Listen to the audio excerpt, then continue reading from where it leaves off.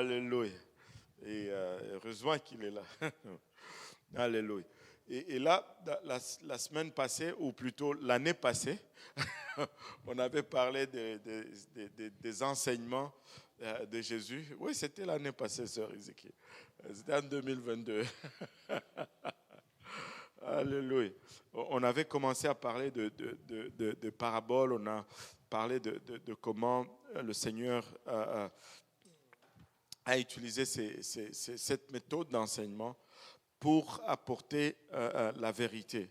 Et souvent, c'est facile d'amener un concept ou d'enseigner une façon quand on exemplifie cela.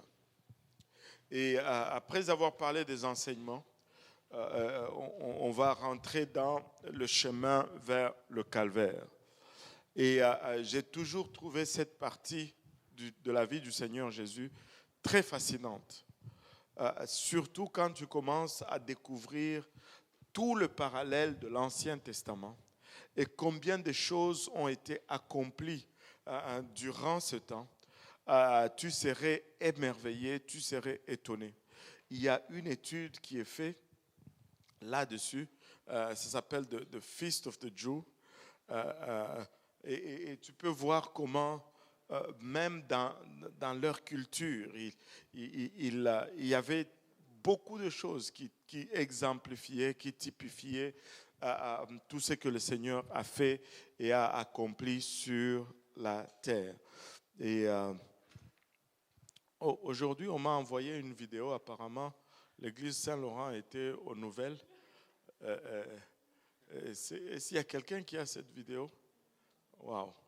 Et ben, merci à Pasteur Yannick. Et lui-même, il ne sait pas. C'est quelle nouvelle encore? Oui, mais c'est quelle chaîne de nouvelles?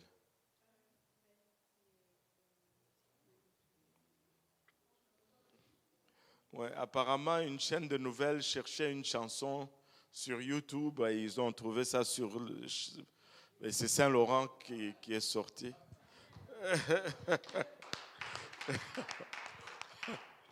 Alléluia.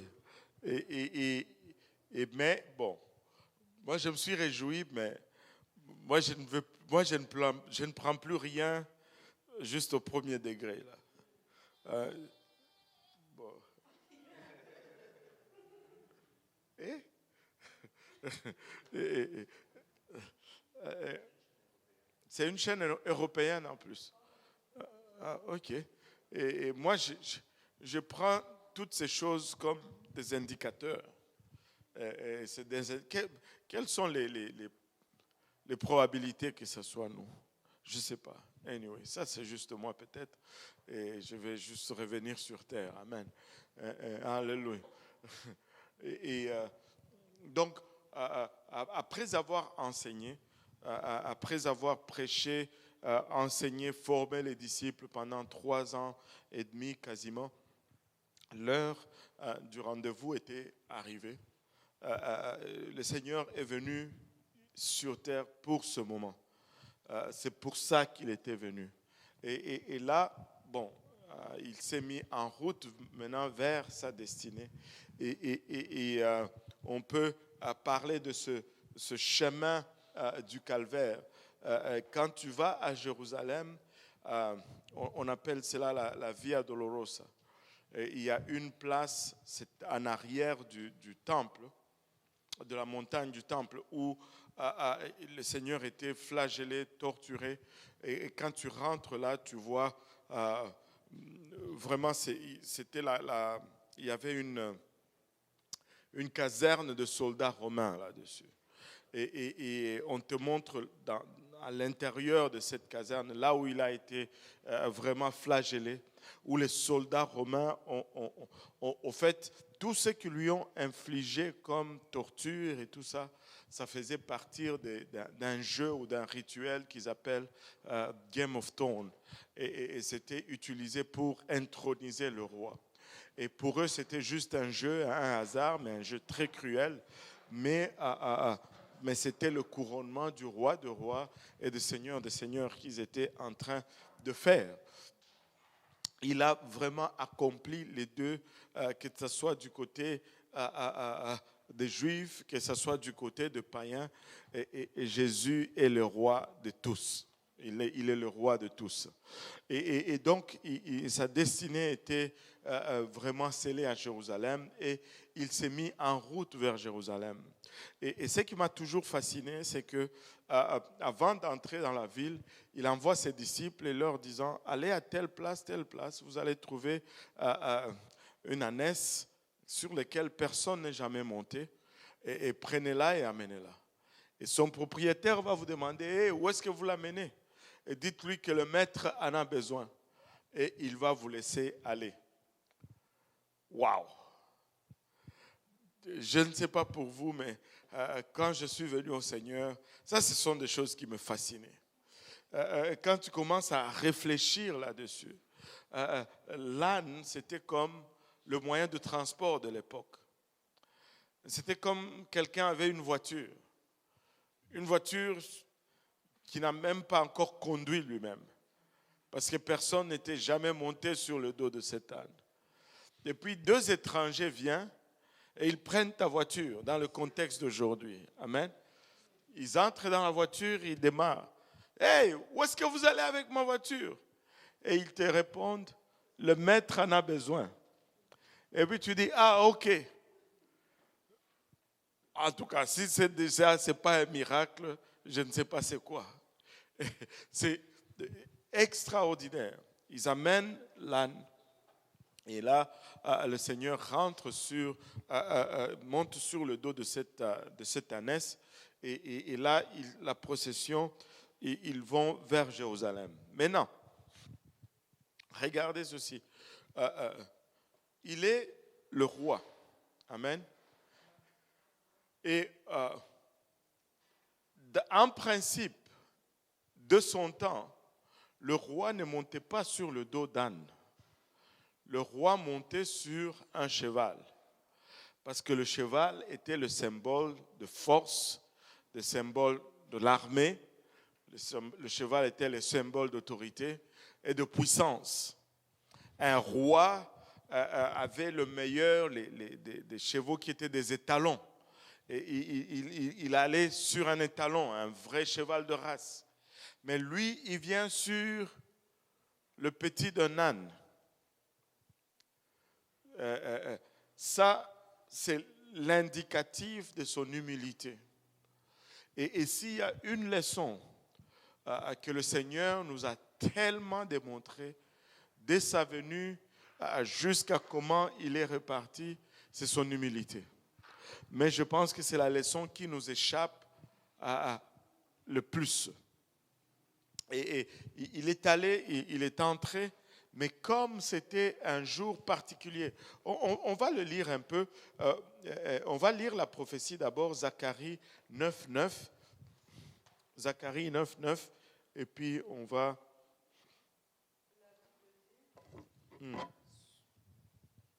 Sois transportée d'allégresse, fille de Sion. Aha. Pousse des cris de joie, fille de Jérusalem. Voici ton roi vient à toi. Il est juste et victorieux. Il est humble et monté sur un âne, le petit d'une ânesse. Wow. Et il est humble. Tu peux le relire encore? Il est humble et monté sur un âne. Wow. Il est humble et il monte un âne. Dans sa prophétie, on nous parle déjà de son humilité.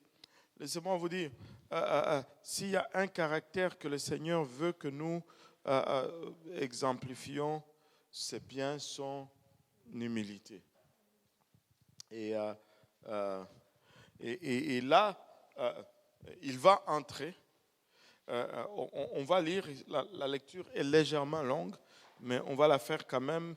Matthieu 21, la prophétie a été donnée dans Zacharie et elle s'accomplit dans Matthieu 21. Matthieu 21, à partir du premier verset jusqu'au verset 17.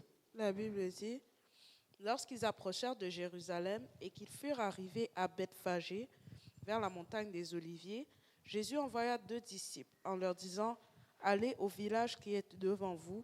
Vous trouverez aussitôt une ânesse attachée et un ânon avec elle.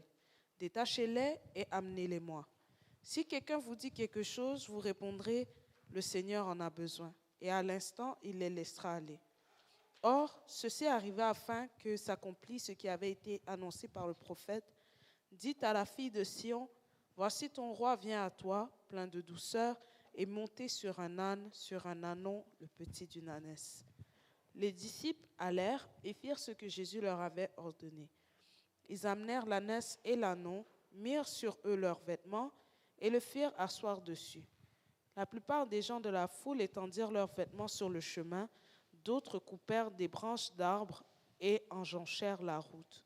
Ceux qui précédaient et ceux qui suivaient Jésus criaient « Hosanna au fils de David, béni soit celui qui vient au nom du Seigneur.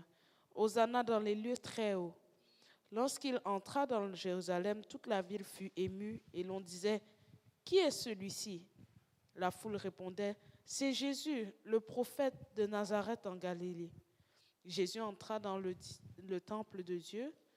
Il chassa tous ceux qui vendaient et qui achetaient dans le temple. Il renversa les tables des changeurs et les sièges de vendeurs de pigeons.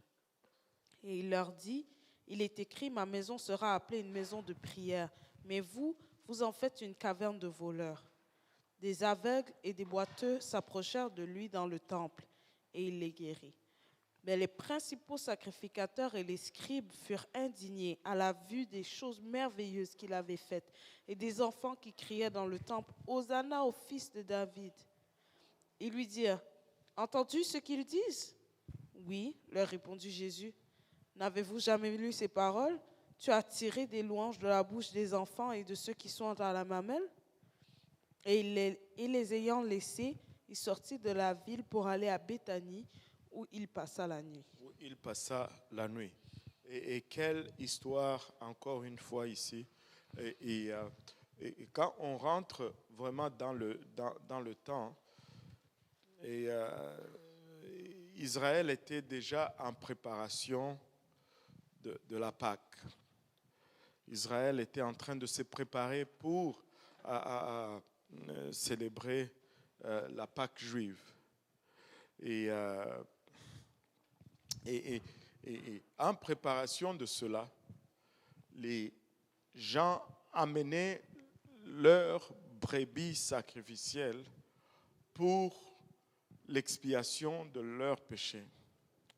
Et la tradition était que littéralement, chaque famille amenait sa brebis jusqu'au temple pour que la brebis soit certifiée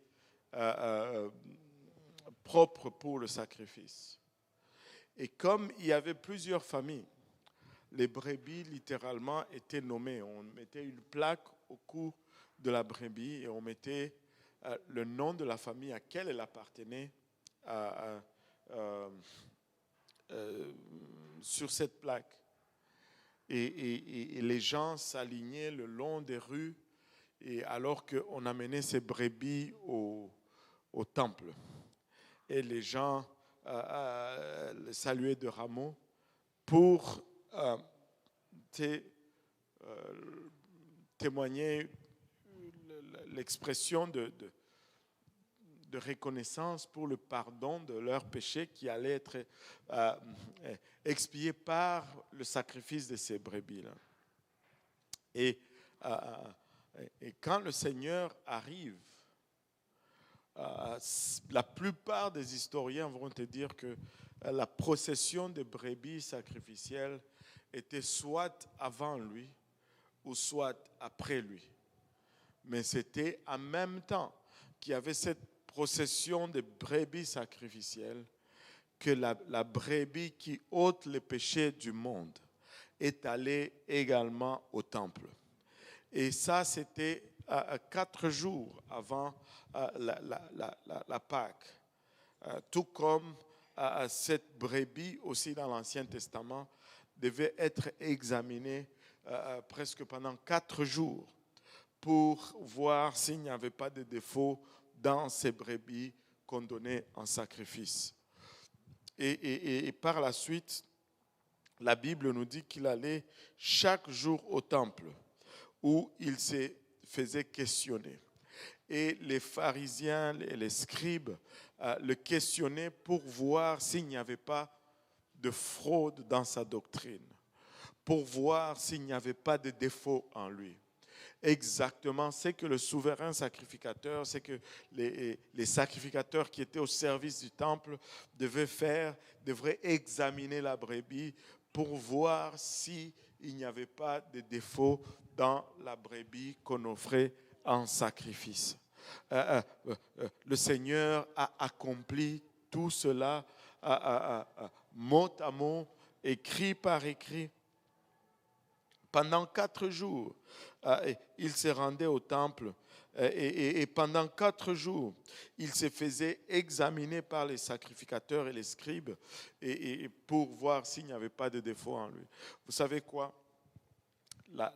L'examination a été faite et puis c'est l'autorité de l'époque dans le lieu qui a prononcé le verdict lorsque Ponce Pilate l'a sorti tout torturé et qu'il a pointé le doigt vers lui en disant voici l'homme. Et quand les autres demandaient crucifiez-les, crucifiez-les, il a dit je ne vois aucune faute en lui. Je ne trouve pas de fraude en lui. Et parce qu'en lui, il n'y avait pas de faute. S'il y a eu des péchés pour lesquels il est mort, ce sont mes péchés et ce sont nos péchés. Mais en lui, il n'a pas été trouvé de fraude. Et là, il est entré finalement, après avoir été accueilli avec les palmes, les rameaux, Hosanna, Hosanna. Je ne sais pas si, est-ce que certains d'entre vous étaient catholiques? Alléluia. Est-ce que vous alliez à la messe des rameaux? Oh, alléluia. Je ne sais pas pour vous, mais je vous avoue, j'aimais bien la messe des rameaux. Tu sais, quand on arrivait à un moment où on chantait, puis toute l'église faisait... Aïe, aïe, aïe. Tu connais, hein? Tu vois.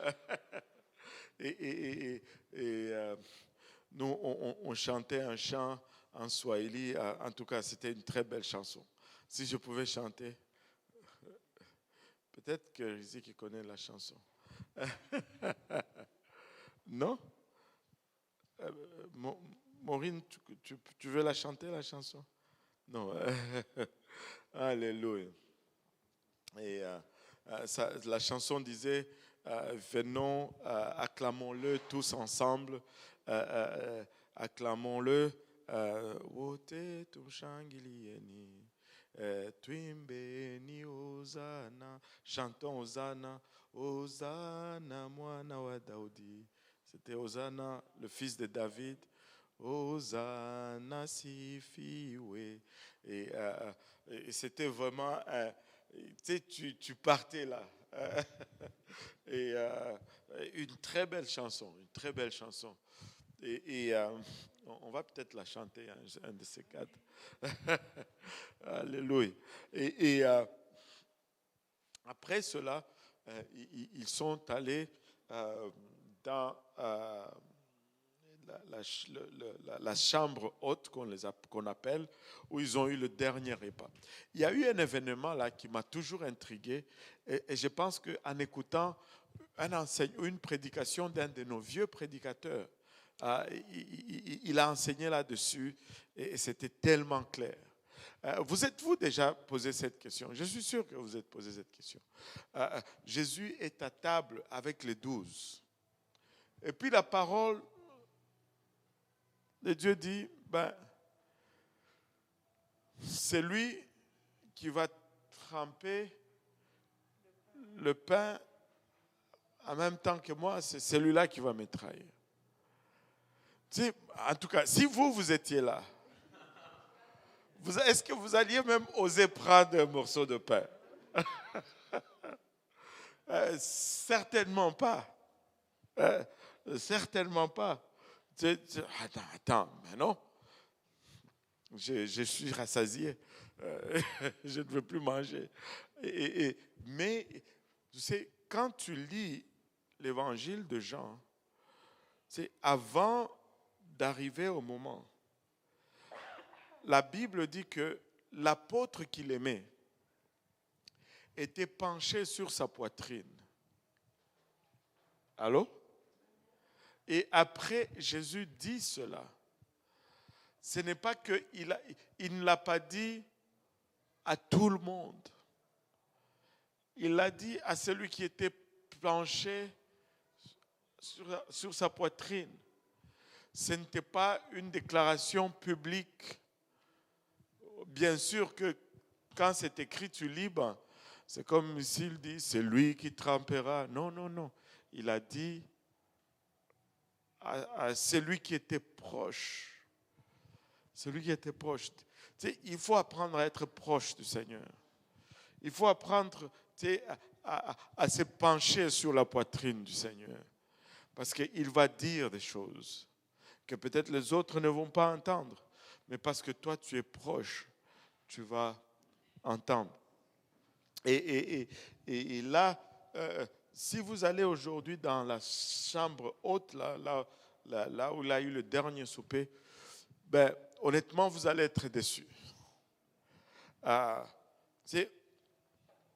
Quand nous, on y était d'abord, il y avait beaucoup trop de monde. Beaucoup trop de gens étaient là-dedans.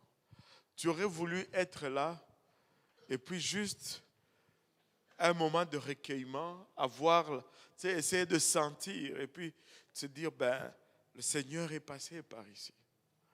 Mais tellement de gens, et tu vois aussi, il y a eu des expéditions de croisés qui en ont fait des lieux de pèlerinage. Ils ont mis leur symbolisme catholique partout là-dedans et ça gâte l'atmosphère. Ça gâte tout.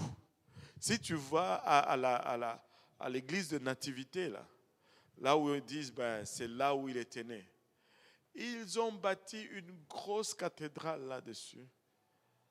Et là, on n'avait même pas le temps d'aller à la place là où on est rentré dans la cathédrale et les partager entre les orthodoxes et je ne me rappelle plus qui. Et ces gens-là se battent même des fois pour nettoyer le plancher de ces lieux. Et c'est particulier, c'est particulier. C'est vraiment particulier. Mais bon.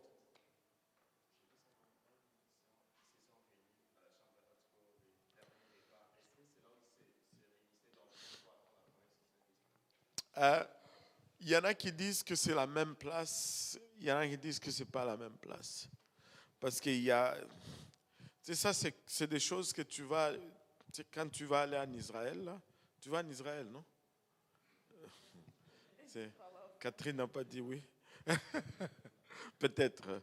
Alléluia. Et tu vas voir qu'il y a, il y a certaines places où il y a des certitudes, tout le monde est d'accord. Mais d'autres places, il n'y a pas de certitude. Et des fois, c'est légitime parce qu'on ne sait pas vraiment. Mais des fois, c'est politique, ou pour ne pas dire économique. Parce que tout le monde veut que ça soit leur place qu'ils ont contrôle. Comme ça, les touristes viennent et ils font l'argent. Et par exemple, comme la tombe du Seigneur, ou l'endroit où il a été enseveli. Et il y a deux places. Il y en a qui disent que c'est une autre place, mais il y en a d'autres qui disent que c'est cette autre place. Mais tu vas voir qu'il y a des...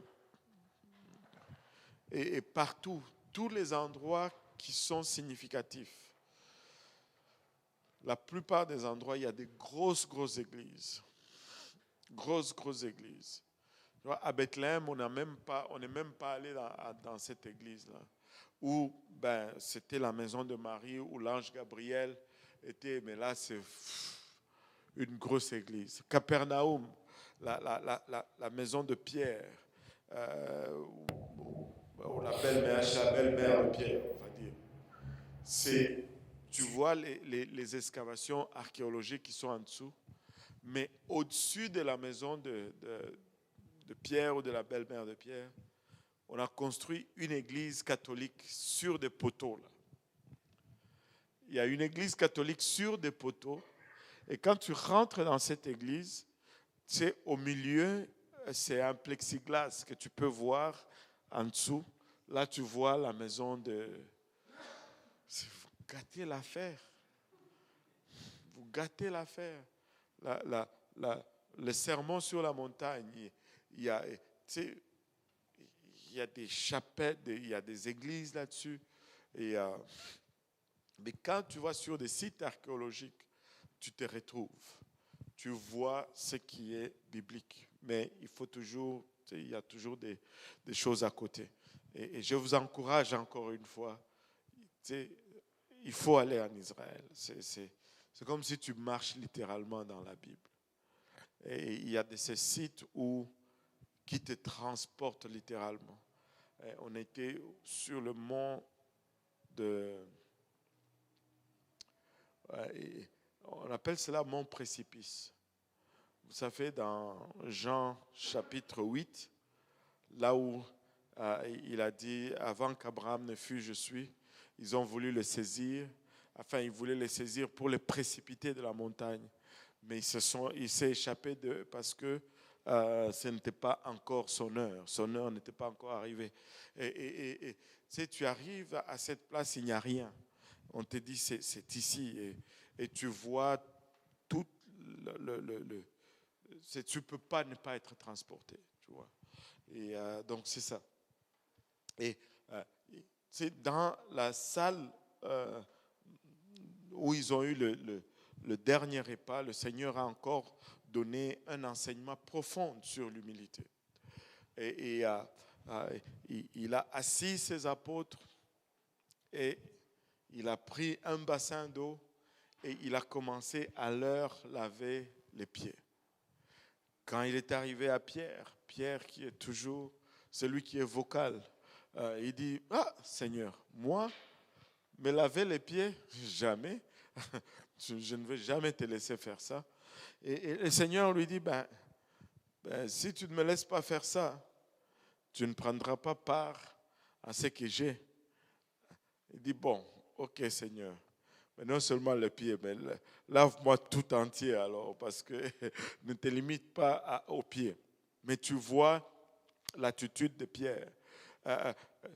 Il n'a pas voulu se faire laver les pieds, non pas par orgueil, mais parce qu'il considérait le Seigneur tellement élevé. Et il se considérait tellement impur lui-même. Il dit non. Dans ce cas-là, tu me laves tout entier, là, parce que les pieds seulement, ça ne va pas suffire. Et là, ils ont eu le dernier repas. Et très souvent, les gens, j'allais oublier ceci, très souvent les gens vont se demander pourquoi est-ce que vous faites les lavages de pieds dans votre église. On le faisait dans le temps. Ouais, oui. Vous êtes venus juste trop tard. Non. On le faisait dans le temps. Mais c'est devenu compliqué avec le nombre de gens qu'on a. Ça devient, je ne sais pas combien d'essuie-mains qu'on doit avoir, combien de bassins qu'on doit avoir. Mais on n'est pas contre le lavage des pieds. Mais les gens vont dire, pourquoi vous ne le faites pas? C'est parce que il n'y a aucune part dans la parole du Seigneur où le Seigneur le dit que c'est obligatoire de le faire. Mais les gens vont être offensés par cela. Mais ce que le Seigneur a dit qu'on doit le faire, c'est obligatoire, ils ne le font pas. Mais ils vont se fâcher, ils vont s'accrocher sur le lavage de pieds. Il n'y a aucun commandement qui dit que tu dois absolument faire le lavage de pieds si tu veux aller au ciel. Allô? il n'y en a pas. Mais ça va arriver de temps en temps. C'est quelque chose que j'ai vu faire dans des situations spéciales. Si tu veux parler à quelqu'un, adresser certaines choses qui sont sensibles, tu veux lui montrer que tu n'es pas en train de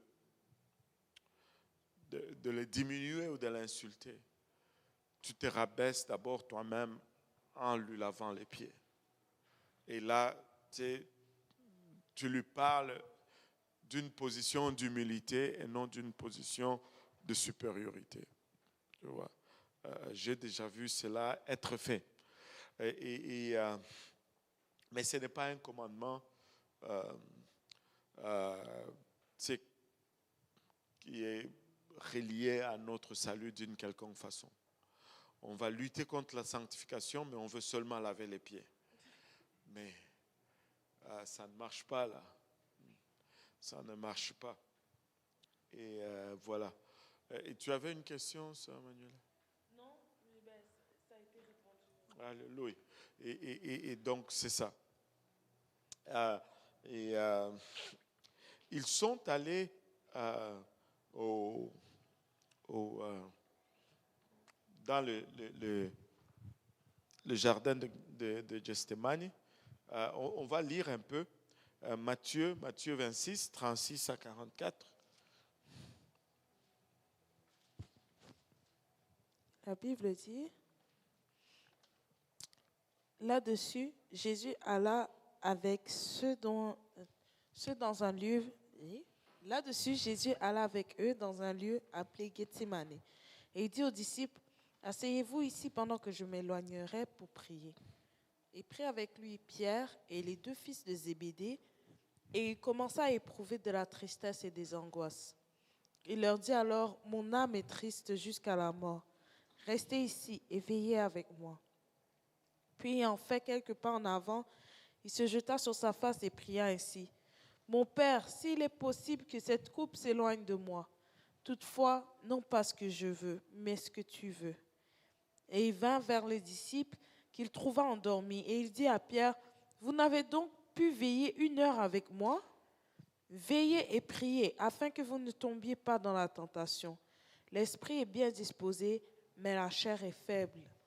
Il s'éloigna une seconde fois et pria ainsi. Mon Père, s'il n'est pas possible que cette coupe s'éloigne sans que je la boive, que ta volonté soit faite. Il revint et les trouva encore endormis, car leurs yeux étaient appesantis. Il les quitta et s'éloignant, il pria pour la 3e fois, répétant les mêmes paroles. Puis il alla vers ses disciples et il leur dit, vous dormez maintenant et vous vous reposez. Voici l'heure est proche et le Fils de l'homme est livré aux mains des pécheurs. Levez-vous, allons. Voici celui qui me livre s'approche. Wow. Et encore une fois, une situation particulière ici et avec une leçon profonde que un de nos anciens nous avait partagée. Et là, ils vont pour prier, mais Jésus prend 3 personnes. Et il prend Pierre, et il prend Jean et Jacques, les enfants de Zébédée. Et tous les autres restent. Il dit, vous 3 venez avec moi, les autres restez. Tu sais, les autres auraient pu dire, c'est tout le temps les mêmes. C'est sûr qu'on disait ce sont les favoris du pasteur. Enfin, ce sont les favoris du Seigneur. Et si tu vas voir souvent, il va prendre, c'est cela qu'il va prendre. Amen. Alléluia. Comment vous ne dites pas Amen?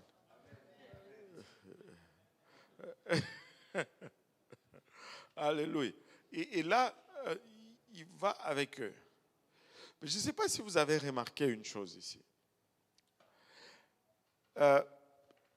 Il a choisi les 3, mais arrivé là-bas pour prier, les 3 se sont endormis. Maintenant, dites-moi un peu. Ici, il est parti avec le 3, ok? Et les autres sont restés. Mais tout le long, il dormait. Il s'en va pour prier un peu plus loin, eux, ils restent dormir. Maintenant, s'il vous plaît, comment est-ce qu'on a pu savoir au sujet de cette histoire? Tu te posais la même question, hein?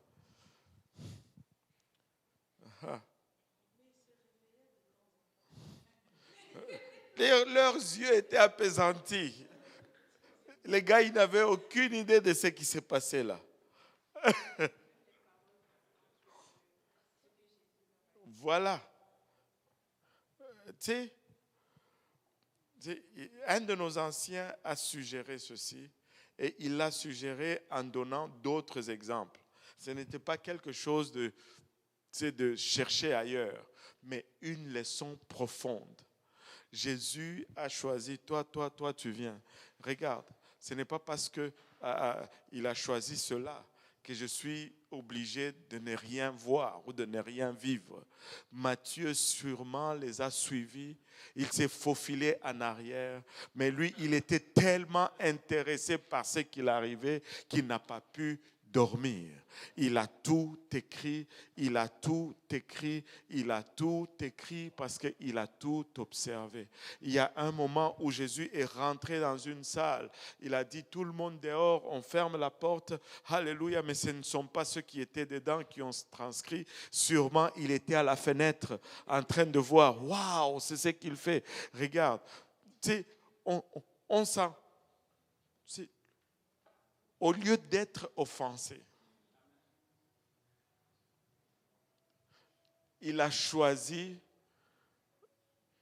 de se nourrir d'une façon. Alléluia. Il a suivi. Il était sûrement en arrière d'un buisson. Et là où il était, lui pensait qu'on ne le voyait pas, mais Jésus le voyait quand même.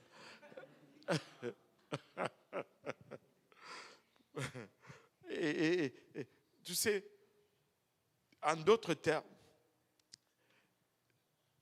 il y a du travail dans la maison de Dieu. Oh, moi on ne m'a pas choisi, arrête. Il y a autre chose à faire.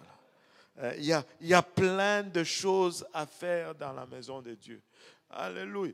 Il y a plein de choses à faire.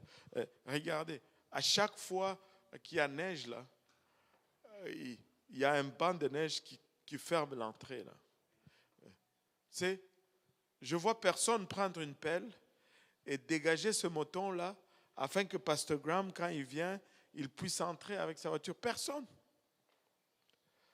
Personne.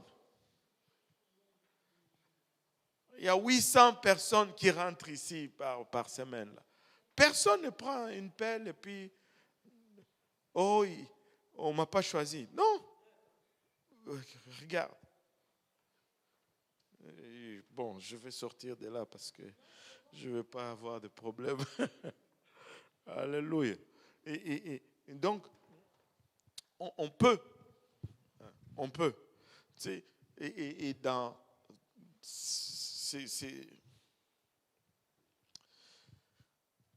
Judas est venu et la Bible nous dit comme il parlait encore, verset 46, on va le lire, on va répondre, 46 à 50. 46. Levez-vous, allons, voici celui qui me livre s'approche. Comme il parlait encore, voici Judas, l'un des 12, arriva, et avec lui une foule nombreuse armée d'épées et de bâtons, envoyés par les principaux sacrificateurs et par les anciens du peuple. Celui qui le livrait leur avait donné ce signe: celui que je baiserai, c'est lui, saisissez-le. Aussitôt s'approchant de Jésus, il dit: Salut Rabbi, et il le baisa. Jésus lui dit: Mon ami, ce que tu es venu faire, fais-le. Alors ces gens s'avancèrent, mirent la main sur Jésus et le saisirent. Waouh! Et on peut voir ici là que le Seigneur ne s'est pas ce n'est pas que ils sont venus l'arrêter. Il s'est fait arrêter, il s'est donné lui-même. Nous pouvons lire dans d'autres évangiles où on nous donne plus de détails, où Pierre arrive, il dit non, non, non, personne ne va pas te prendre ici. Alors que les soldats étaient là, Pierre tire l'épée du fourreau d'un soldat et lui coupe l'oreille. Et tout le monde, tous les théologiens sont d'accord sur ce point que Pierre était très maladroit. Parce que ce n'était pas l'oreille qu'il voulait couper, en fait. Il voulait couper la tête. Mais il était tellement inapte à manier l'épée que tout ce qu'il a pu couper, c'était l'oreille. Et là, le Seigneur le regarde et dit, mais qu'est-ce que tu fais? Il ramasse l'oreille et puis il le recolle. Bon, vous savez, les choses spirituelles sont des choses spirituelles. En temps normal, après qu'il ait collé l'oreille, je pense que tous ces soldats devaient être d'accord quand même sur un fait. Que ça là, moi je ne veux pas avoir affaire avec ça. Tu sais, en temps normal, ils auraient pu dire, en tout cas, si vous voulez l'arrêter, mais moi je ne suis pas dedans. Je rentre. Mais ils l'ont arrêté quand même. Et tout ceci pour vous dire que des fois, là, mais pas des fois, souvent, on va argumenter avec les gens sur les choses spirituelles, mais quand tu es aveuglé, que tu es entêté, ça ne sert à rien. Ça ne change absolument rien. Il faut que j'ai le désir là-dedans. Il faut que j'ai le vouloir là-dedans. Parce que ce n'est pas à force de démonstration de miracles que tu vas convaincre les gens. Ça, je suis en tout cas convaincu de cela comme pas possible. Le Seigneur lui-même, l'exemple de l'oreille, c'est une chose. Mais regardez combien de boiteux il a guéri. Combien de lépreux il a guéri. Les aveugles, les morts sont ressuscités. Des milliers de personnes ont mangé de son pain et on le cherchait encore pour le pain le lendemain. Mais toutes ces choses, à la fin, là, le jour de la Pentecôte, il y avait seulement 120. Où sont passés tous ceux qui ont mangé le pain? Quel est le miracle qu'il n'a pas fait pour les attirer là? Rien. On peut faire du social, on peut faire le miracle, mais ce n'est pas ça. Prêchons l'évangile. Et ceux qui ont soif vont venir et ils vont se convertir. Ils vont le faire. Ils vont le faire. Alléluia. Et là, dans cet autre évangile, les soldats lui demandent, non, plutôt, le Seigneur demande, qui cherchez-vous? Et ils disent, Jésus de Nazareth. Et quand il dit, je le suis, au fait, il ne dit pas je le suis, il dit je suis. Et le mot je suis ici, c'est littéralement le mot ego ami. Le je suis que Dieu a dit à Moïse du buisson ardent, que va leur dire que je suis. C'est lui qui s'appelle « Je suis » m'a envoyé. Et quand il prononce le nom « Je suis », toute la bataillon tombe à terre. Laissez-moi vous dire, ce n'étaient pas des soldats faibles. C'était des vrais. Les gens qui, même si tu coudes l'oreille d'un de leurs, ils t'arrêtent quand même. C'était des durs à cuire. Les soldats romains de l'époque n'étaient pas... C'était la meilleure armée au monde, là. C'est eux qui dominaient, en fait. Et ils tombent, ils se relèvent. Mais qui cherchez-vous? Jésus de Nazareth. Je suis. Poum, il tombe. Qui cherchez-vous? Jésus de Nazareth. Je suis. Poum, il tombe. Ok, on ne va plus vous demander. Arrêtez-moi seulement. Il s'est donner lui-même. Hein? Il dit, je offre mon corps à sacrifice. Et il s'est offert en sacrifice. Personne ne l'a arrêté. Comme les Congolais sont des vrais poètes, il y a un chant qu'ils ont fait et qui a des paroles très très profondes. Il dit l'Éternel des armées s'est fait arrêter par une armée. Le Dieu créateur s'est fait arrêter par sa créature. Et tous des jeux de mots comme ça, parlant de Dieu et de ce qu'il a fait. Laissez-moi vous dire encore là, quelle leçon d'humilité que le Seigneur nous donne. Il est dans le jardin d'Éden, il prie dans le jardin d'Éden. Dans le jardin de Gethsémani, il prie non pas ma volonté, que ta volonté.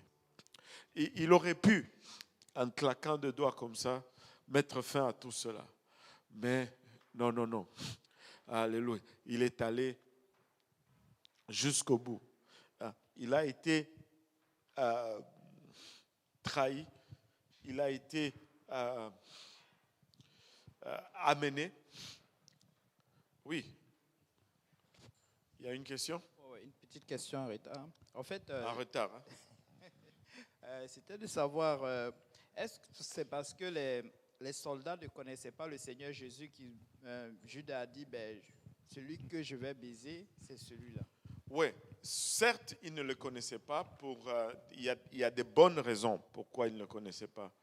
Premièrement, eux, c'était des Romains et Jésus était un Juif. Eux, ils étaient là, loin de leur pays, en camp militaire. Ils n'avaient pas d'affinité avec les Juifs. Ils n'allaient pas dans des temples pour écouter ce que qui enseignait là-bas. Pour eux, c'était de la folie. Leur Dieu, c'était des dieux romains. Et ils n'étaient pas intéressés par les histoires des Juifs. Eux, ils étaient là pour dominer. C'était une force d'occupation. Et comme dans toute armée, une force d'occupation va toujours se préserver dans un endroit où ils peuvent être en sécurité et d'où ils vont essayer de contrôler un peu le territoire. Et comment ils vont le faire? C'est en ayant toujours des informateurs. Vous avez suivi l'évacuation de l'armée américaine en Afghanistan et ils ont essayé de sortir tous les informateurs. Bon, et c'est arrivé ce qui est arrivé parce que c'est comme ça qu'une armée d'occupation va travailler. Il va avoir des gens, des locaux qui vont les informer sur les gens parce qu'eux, ils ne connaissent pas, ils sont étrangers. Et ça, c'est tellement normal pour les soldats romains de ne pas le connaître parce que, ils étaient des étrangers. Et c'est pourquoi ils ont utilisé Judas. Et l'autre chose que moi je peux souligner aussi, pardonnez-moi, le moteur est un peu fatigué. Et Jésus s'est déplacé souvent. Et il n'avait pas son itinéraire sur Internet pour voir où il allait être la semaine prochaine, où il allait prêcher, dans quelle église. Et moi, j'aime le Bishop Woodward parce que si tu vas sur son site, tu peux voir son itinéraire. Tu peux savoir où il va prêcher. Mais Jésus n'avait pas ça. Donc, il fallait quelqu'un qui pouvait savoir ses déplacements, informer où on pouvait le trouver à un instant T particulier. Donc, ils l'ont arrêté et ils l'ont amené d'abord devant Caïphe. J'aime cette partie. J'aime cette partie. C'est parce que ce sont des détails que si la Bible était écrite par un homme, on n'allait pas avoir ces détails. Tu n'aurais pas pu faire le lien. Impossible. Impossible. Regardez, on va lire 57 à 68. La Bible dit, ceux qui avaient saisi Jésus l'amenèrent chez le souverain sacrificateur Caïphe, où les scribes et les anciens étaient assemblés. Pierre le suivit de loin jusqu'à la cour du souverain sacrificateur, y entra et s'assit avec les serviteurs pour voir comment cela finirait. Les principaux sacrificateurs et tout le Sanhédrin cherchaient quelques faux témoignages contre Jésus suffisants pour le faire mourir. Mais ils n'en trouvèrent point, quoique plusieurs faux témoins se fussent présentés. Enfin, il en vint 2 qui dirent « Celui-ci a dit, je puis détruire le temple de Dieu et le rebâtir en 3 jours. » Le souverain sacrificateur se leva et lui dit « Ne réponds-tu rien? Qu'est-ce que ces hommes déposent contre toi ?» Jésus garda le silence. Et le souverain sacrificateur, prenant la parole, lui dit « Je t'adjure par le Dieu vivant de nous dire si tu es le Christ, le Fils de Dieu. » Jésus lui répondit « Tu l'as dit. De plus, je vous le déclare, vous verrez désormais le Fils de l'homme assis à la droite de la puissance de Dieu et venant sur les nuées du ciel. » Alors le souverain sacrificateur déchira ses vêtements, disant « Il a blasphémé. Qu'avons-nous encore besoin de témoins? Voici, vous venez d'entendre son blasphème. Que vous ensemble ?» Ils répondirent « Il mérite la mort. » Là-dessus, ils lui crachèrent au visage et lui donnèrent des coups de poing et des soufflets en disant « Christ, prophétise, dis-nous qui t'a frappé. » Waouh!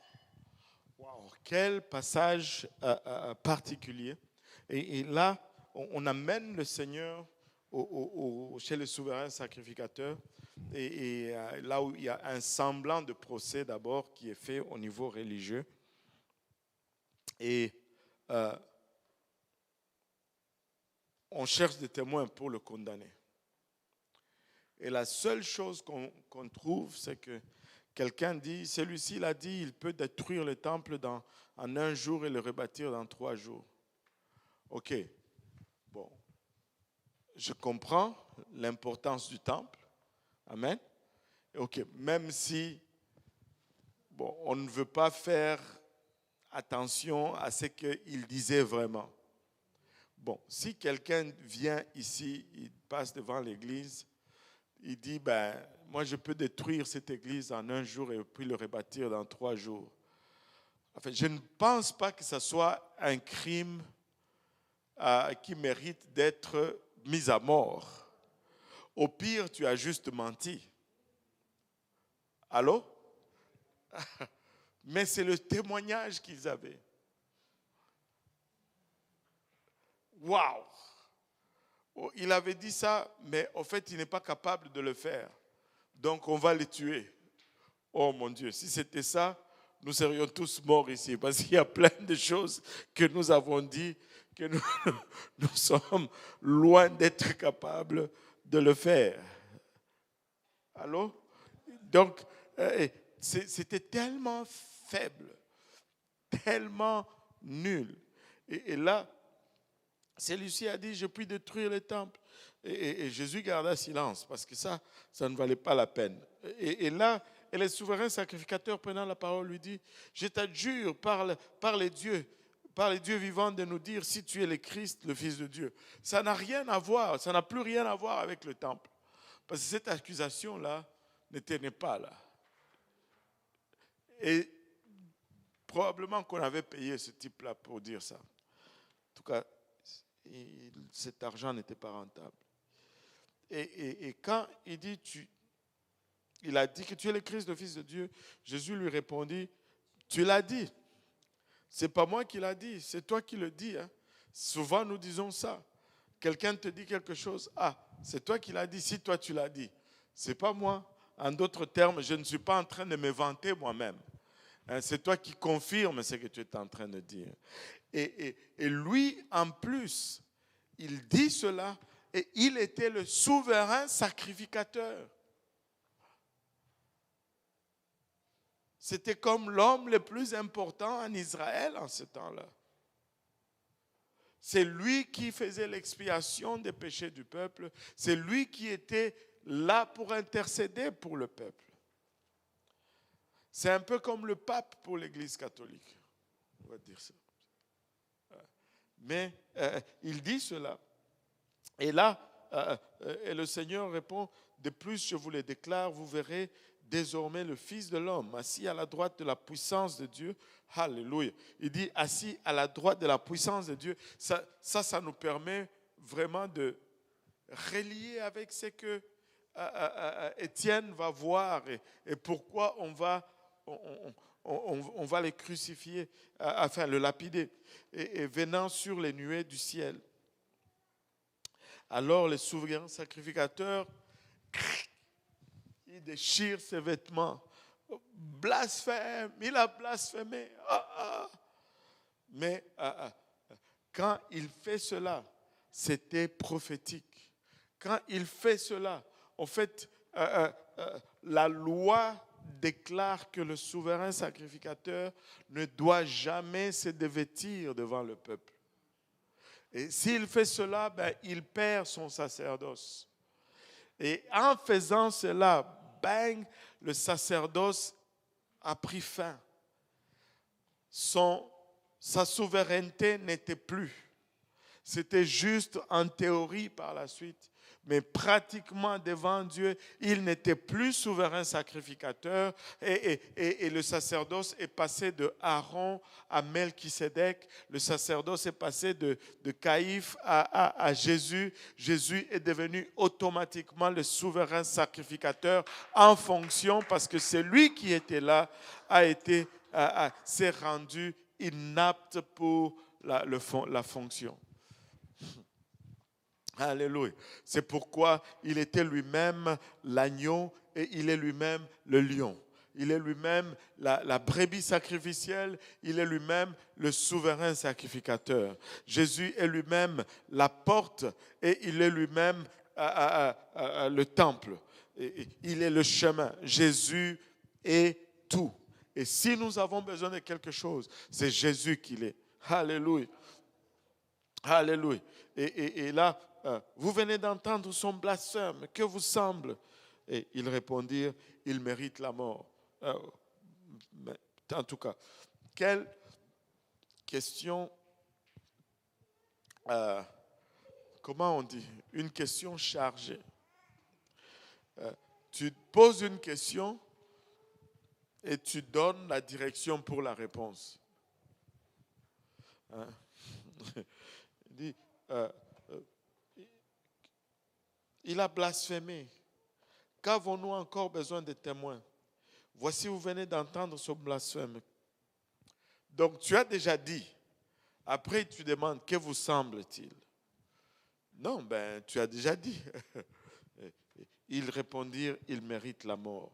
Là-dessus, ils ont commencé à lui cracher au visage, lui donner des gifles, lui donner des coups de poing. Et il disait, devine qui t'a frappé. Quelle humiliation. Le Seigneur était là en train de se faire bousculer, de se faire frapper, de se faire cracher au visage. Tu n'arrives pas à imaginer une telle chose, en fait. Et tout ça, c'est pour nous qu'il le fait. C'est pour nous qu'il endure. Pas parce qu'il a fait quelque chose, mais parce qu'il veut nous voir sauvés. Il veut nous voir sauvés. Waouh! Waouh! Waouh! Et ça me dépasse. Ça me dépasse. Et là, Pierre l'a renié 2 fois, et plutôt 3 fois dans la cour. Bon, je vais laisser ça pour plus tard. Jésus est amené maintenant devant Pilate. Jésus est amené devant Pilate, chapitre 27. Le chapitre 27, on va lire juste les 2 premiers versets. Je vais partager un point ici et puis après on va continuer. Chapitre 27, 1 et 2. Dès que le matin fut venu, tous les principaux sacrificateurs et les anciens du peuple tinrent conseil contre Jésus pour le faire mourir. Après l'avoir lié, ils l'emmenèrent et le livrèrent à Ponce Pilate, le gouverneur. Waouh! Là, ils l'ont amené à Ponce Pilate, le gouverneur. Maintenant,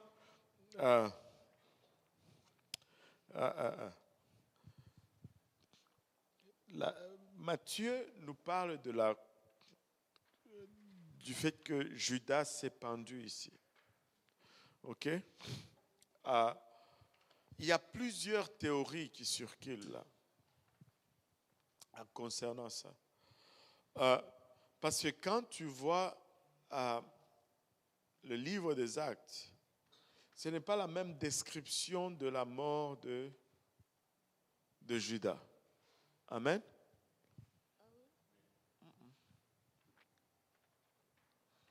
Actes nous dit qu'il est tombé et puis son corps s'est brisé en deux, ses entrailles se sont répandues, quelque chose comme ça.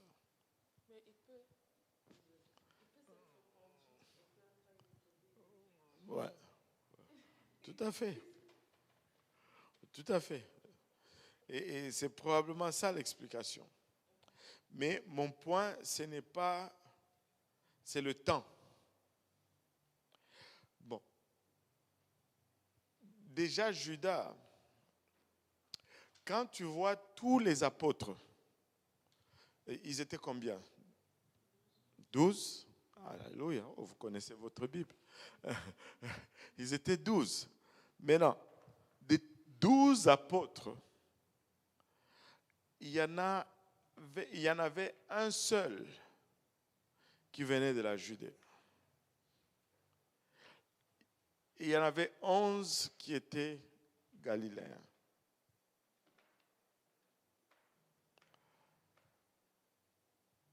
Bon. Et le seul qui venait de la Judée, c'était Judas. Maintenant, certains croient ou enseignent que Judas ne s'était pas pendu tout de suite là, comme ici, dans cette étape. Parce que, oui, certes, il volait l'argent de la bourse. On ne sait pas qu'est-ce qu'il en faisait. Et lui disait, peut-être pour aider les pauvres, mais on ne sait pas. Est-ce que c'était pour acheter des terrains pour lui? On ne sait pas. Mais est-il qu'il volait dans la bourse de l'Église? Enfin, on va dire de l'Église. Maintenant, comme... et d'autres pensent que Judas croyait dans le message de Jésus. Il croyait dans la délivrance d'Israël. Mais lui, il voyait cela du point de vue politique. Comme même certains apôtres qui se demandaient, mais quand est-ce que tu vas restaurer le royaume d'Israël? Et eux, ils pensaient, parce qu'en même temps, il y avait un groupe qu'on appelait les Zélotes. Et certains pensent que les Zélotes ont influencé Judas. Parce que les Zélotes, eux, ils voulaient chasser les Romains par la guerre ou par la force. Et certains pensent que Judas s'est dit ceci, que si je le trahis, si c'est lui vraiment le Messie, ce que je vais faire, c'est que je vais juste accélérer le processus de délivrance d'Israël. Parce que, il va juste claquer des doigts et tout va être fait. Et parce que Judas a vu tous les miracles qu'il a fait. Il ne pouvait pas s'imaginer que Jésus allait se laisser tuer. Mais, il a trahi, probablement en pensant forcer la délivrance d'Israël. Mais là, Il attend, il voit, on l'attrape. Il attend, on voit, on le flagelle. Et il attend, on voit, il meurt. Mais quand il meurt, il s'est dit peut-être, s'il meurt et c'est fini, c'était probablement un imposteur. Et c'est pourquoi tous les apôtres étaient dans la peur. Leur espoir était fini. Ils ne pensaient plus que cette histoire allait aller nulle part. Mais quelque chose s'est passé après 3 jours. Alléluia. Après 3 jours, il est ressuscité. Après 3 jours, il est sorti de la tombe. Et là, Judas voit ça, il s'est dit, oulala, qu'est-ce que j'ai fait? Alors pourquoi est-ce que les gens, je ne dis pas que c'est ça la vérité, hein. Je suis juste en train d'élargir vos réflexions. Amen.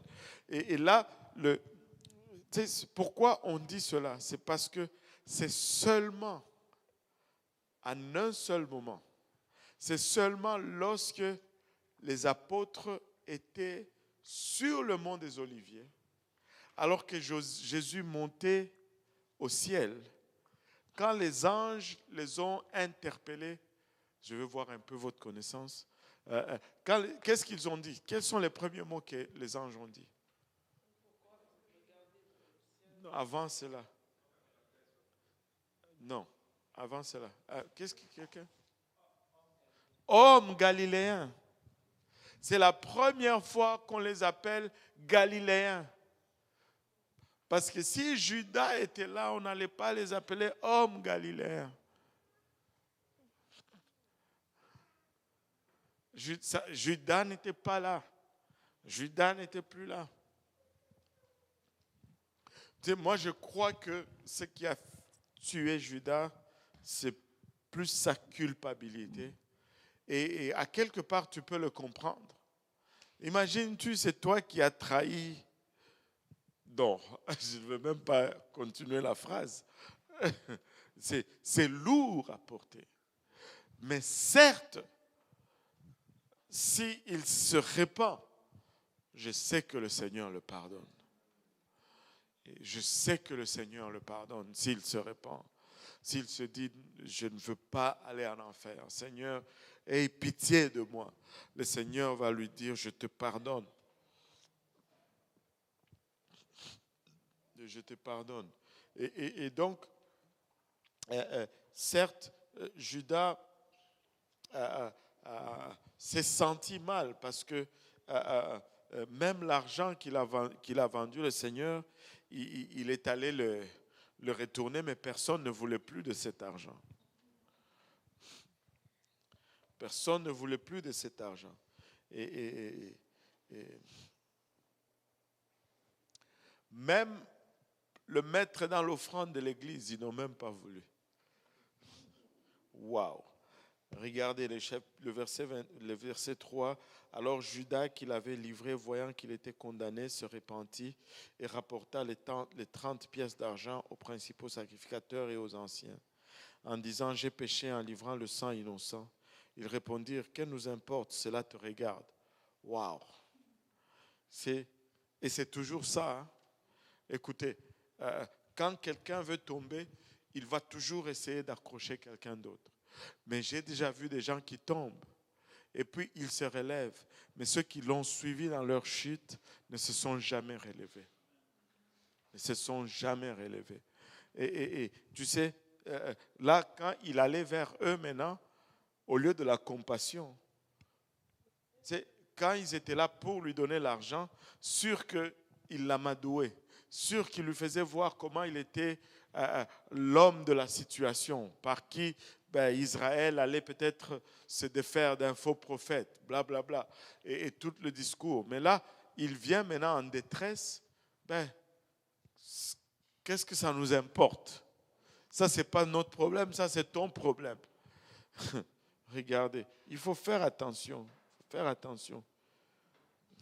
On va aller au ciel tout seul. Tu ne vas pas aller au ciel sur le pouce. Amen. Et cela te regarde. Que nous importe, cela te regarde. Waouh! Judas jeta les pièces d'argent dans le temple, et se retira et alla se pendre. Le principal sacrificateur le ramassèrent et dirent, il n'est pas permis de le mettre dans le trésor sacré puisque c'est le prix du sang. Waouh! Donc, ils savaient, même eux-mêmes, que c'était le prix du sang. Alléluia. Et après avoir délibéré, ils achetèrent avec cet argent le champ du potier pour la sépulture des étrangers. Et donc, comme c'est l'argent de champ, de sang, on va acheter un terrain et où les païens, quand ils meurent et qu'on ne peut pas les ramener ou quoi, on va les enterrer là. Waouh! L'argent du sang, je ne sais pas, mais ça me saute juste à la tête. C'est peut-être juste moi, je suis en train de réfléchir à haute voix ici. Israël a porté l'alliance durant tout le temps, jusqu'à ce temps-ci. Et l'alliance était scellée justement par le sang, bien que c'était le sang de boucs et de brebis. Et là, ils disent, l'argent du sang, on achète un cimetière pour enterrer les étrangers. En d'autres termes, les nations. Et aujourd'hui, c'est l'Église qui porte l'alliance. C'est l'Église qui porte le sang. C'est l'Église qui porte ce sang, alléluia, qui symbolise l'alliance aujourd'hui et porté par tous ces étrangers pour lesquels ils ont acheté un champ avec l'argent de sang. Waouh!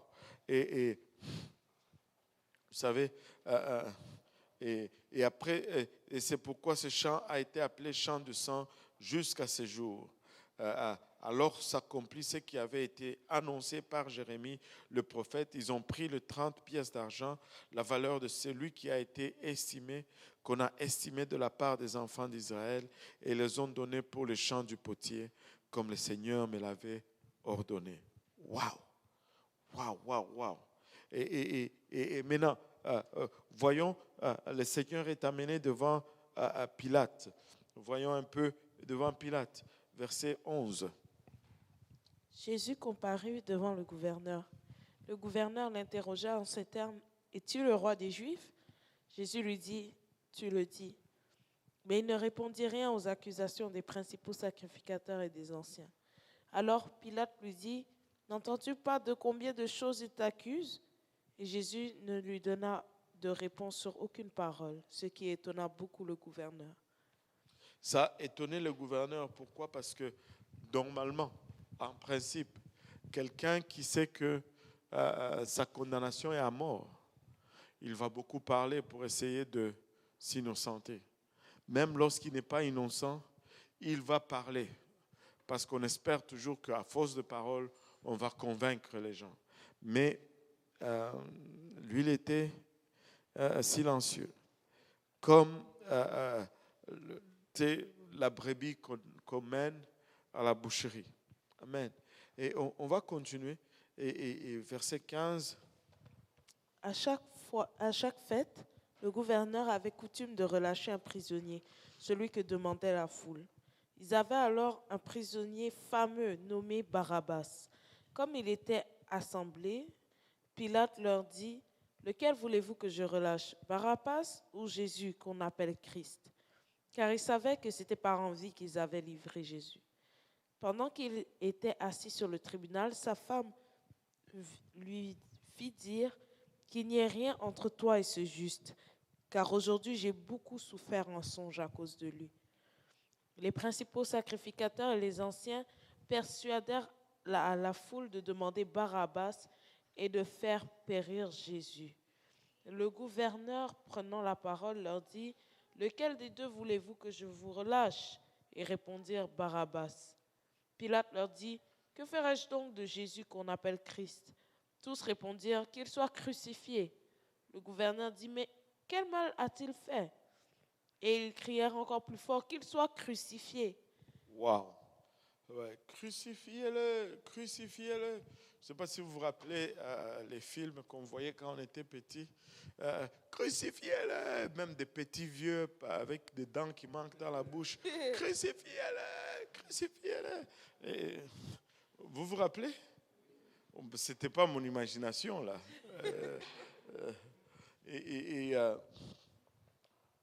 C'est, il y a un auteur qui a dit ceci, qui a écrit ceci. Il dit, la même foule qui criait Hosanna au plus haut des cieux, c'est la même foule qui criait quelques jours après, crucifiez-le, crucifiez-le. Et on leur présente Barabbas qui était un bandit, un criminel, et peut-être un zélote selon certains. Et Jésus qui était un homme de paix en qui il n'y avait aucune fraude. Mais c'était symbolique, c'était très type et c'était très spirituel ce qui s'est passé ce jour-là. Ils ont relâché Barabbas et ils ont crucifié Jésus. Ils ont relâché le crime. Ils ont relâché la violence. Ils ont relâché le mal. Et ils ont mis à mort la paix. Ils ont mis à mort le prince de la paix. Et ce n'est pas une surprise que notre monde ne fait que à devenir de plus en plus violent. Parce que nous avons relâché la violence, nous avons relâché le crime, nous avons relâché tout ce qui avait de mal, mais nous avons crucifié le Seigneur de gloire. Et vous savez, c'est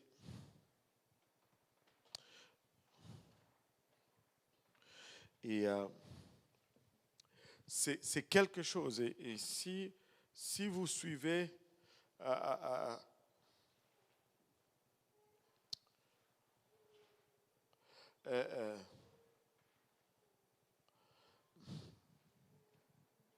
et si vous suivez la chronologie de tout cela, le Seigneur était torturé, épuisé, et la nuit, on les circulait de gauche à droite. Il n'a pas eu de repos. Il devait être avec la torture, avec les injures, avec le manque de sommeil. Ça devait être un moment intense.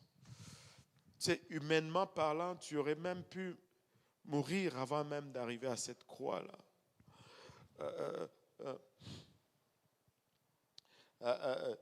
Tu sais, je vais juste vous faire voir.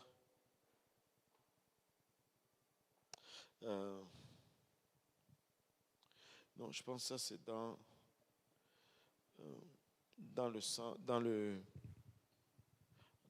l'évangile de Jean. Le verset 24 à 26, notre lectrice a pris fuite.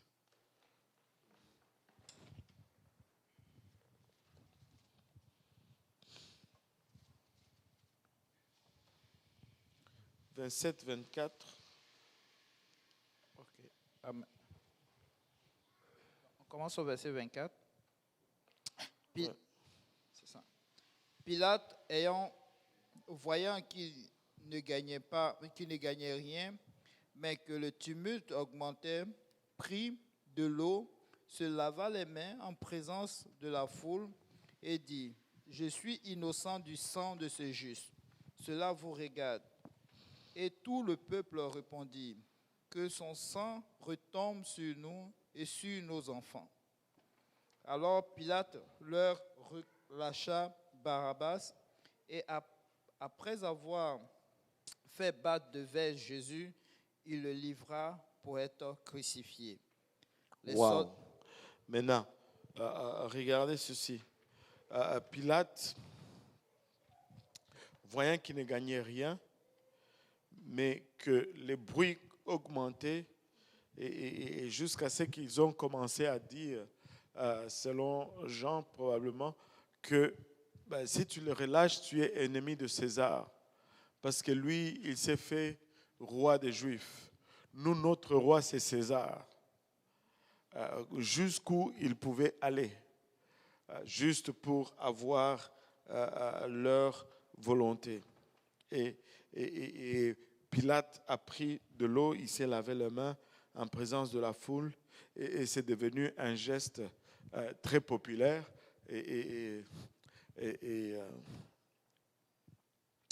Quand quelqu'un veut se défaire, veut se sortir d'une affaire, il dit « je m'en lave les mains ».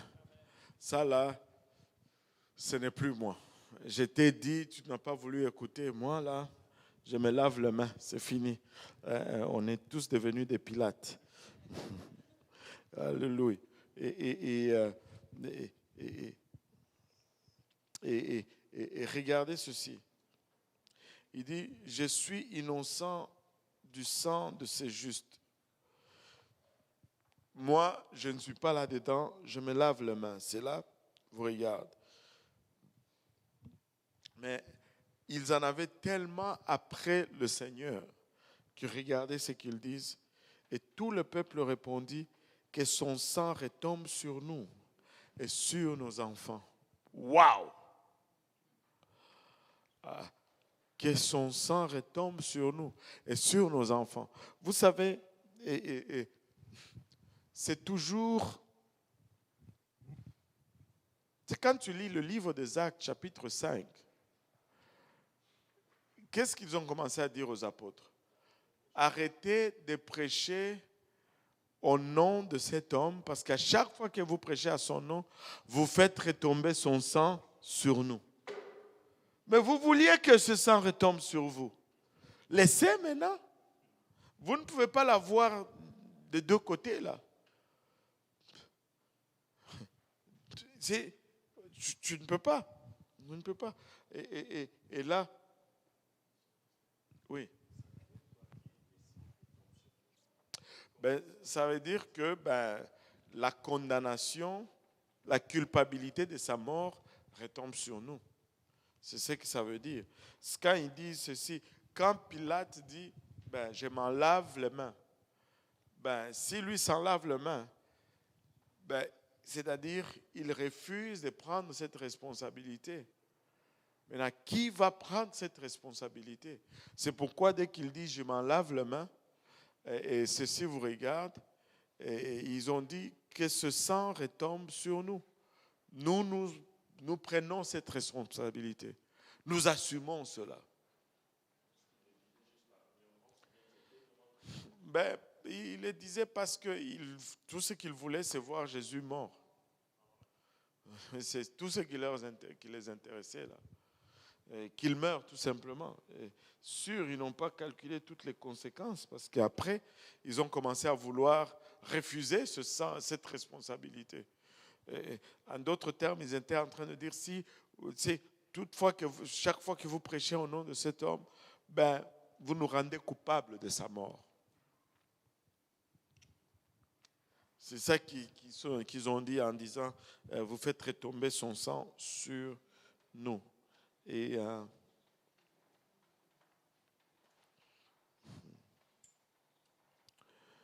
savez,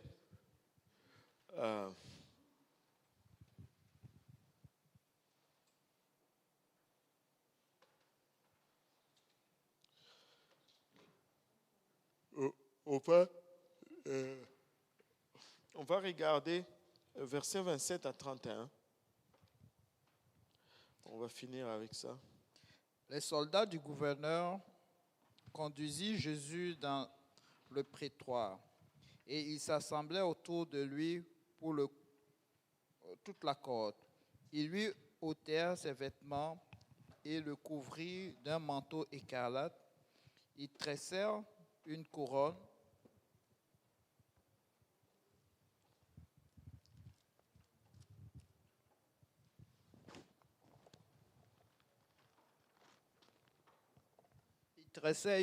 d'épines qu'ils posaient sur sa tête. Et ils lui mirent un rosseau dans la main droite. Puis, s'agenouillant devant lui, ils le rayèrent en disant « Salut, roi des Juifs !» Et ils crachaient sur lui, prenaient le ressaut, le frappaient sur sa tête. Après s'être aussi moqué de lui, ils lui ôtèrent le manteau, lui remirent ses vêtements et l'emmenèrent pour le crucifier. Wow. Et ça, là, c'est la description du jeu qu'ils ont joué, qu'on appelle le The Game of Thrones, et où il mimique tous les rituels qu'il faisait pour couronner un roi, pour élever quelqu'un dans une grade supérieure. On allait lui faire passer des tortures et pour montrer qu'il est brave et ainsi de suite.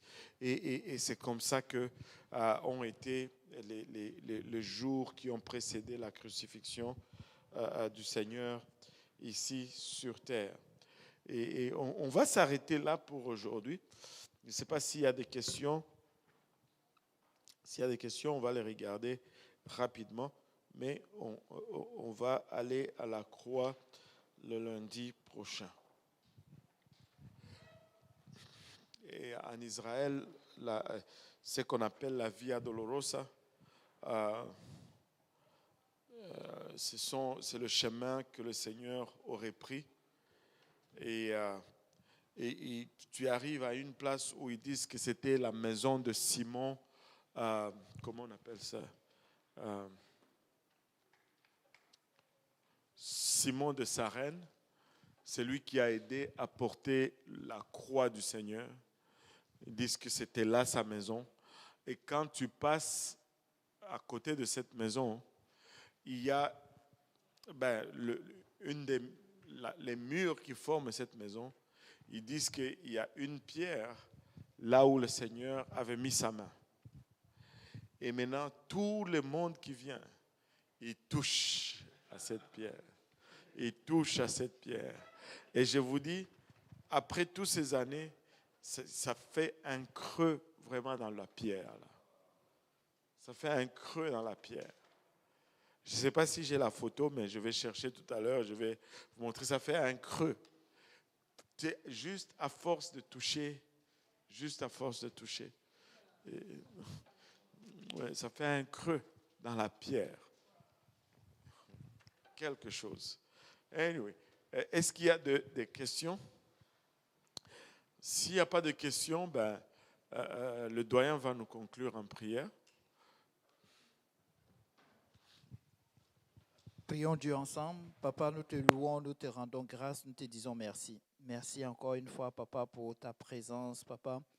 Nous ne voulons pas prendre cela pour acquis. C'est pourquoi, Seigneur, nous te prions, Papa, que ces messages que nous avons entendus, Seigneur, Papa, que cela trouve une place de choix dans nos cœurs, éternel Dieu de gloire, que cela influence nos décisions, nos pensées, Papa, notre façon d'être, éternel Dieu Tout-Puissant. Papa, nous te louons, nous te rendons grâce. Merci encore, Papa, des mains que tu as bénies pour la nourriture, Seigneur. Bénis aussi les mains qui prendront part, Seigneur Jésus. Éternel Dieu de gloire, souviens-toi, Papa, de ce moment et que toute gloire te revienne. Que le peuple de Dieu dise au nom de Jésus.